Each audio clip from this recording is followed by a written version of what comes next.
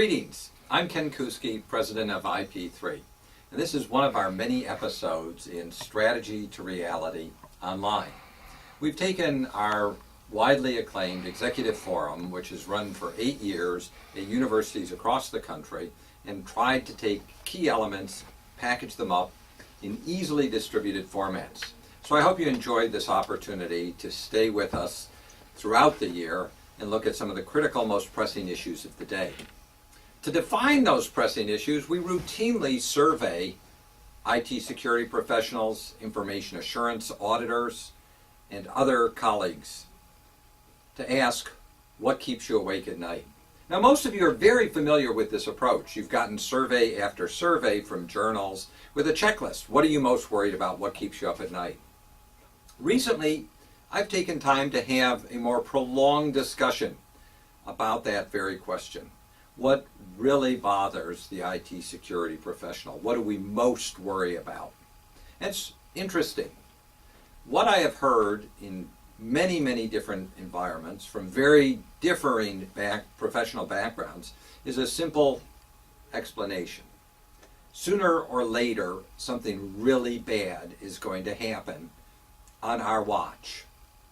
And we don't want to be told that we were asleep at the wheel.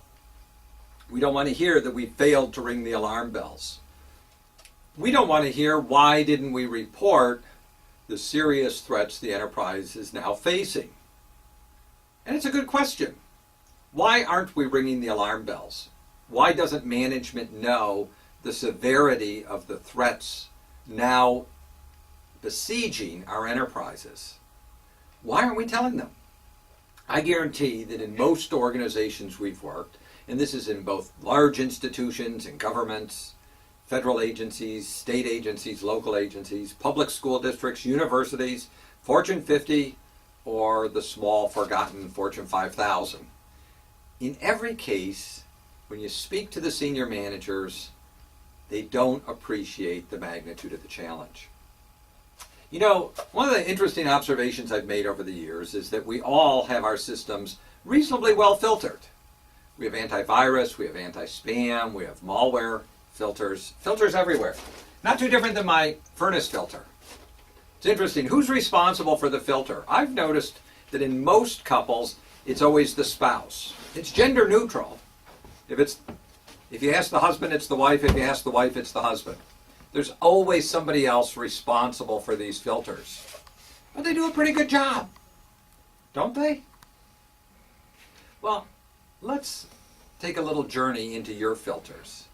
Let's go take a look at what your filter looks like today.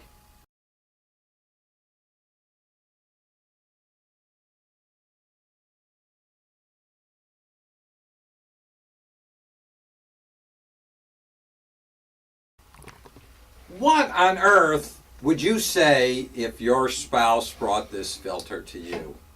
Look at this stuff. Green, purple, orange, oozing, throbbing. What an ugly, horrendous mess. This is what your filters look like every single day. Does management know? Have you told the appropriate parties that every day your filters are jammed with some of the most malicious, most destructive, most venomous data, programs, phishing files, emails, web content? If we're not sounding the alarm right now, we're doing something disastrously wrong. And someday when something bad goes wrong, we're going to be asked, why didn't you tell me what was in the filters? Why didn't you ring the alarm bell?